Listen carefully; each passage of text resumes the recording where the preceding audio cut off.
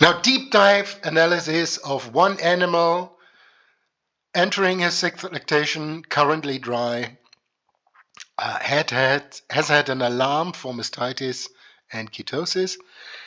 And this is where we left in the last video. So there is an increase of milk production in this animal in the past 4 lactations.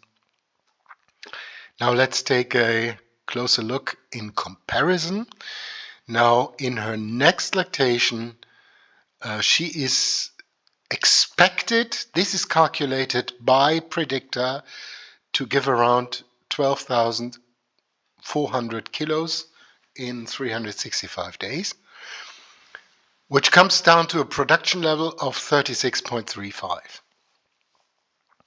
Now it is well to look into the expected performance in relative terms.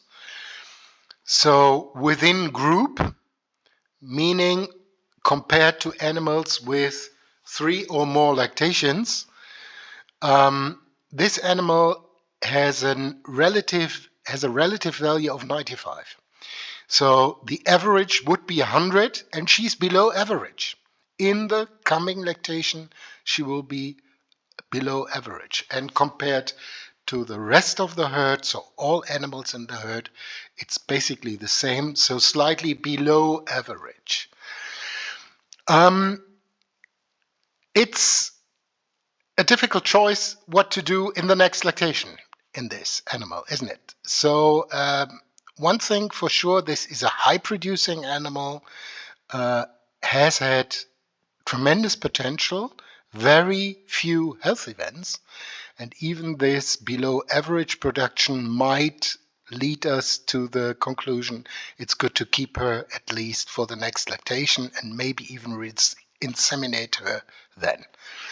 We can look at this later.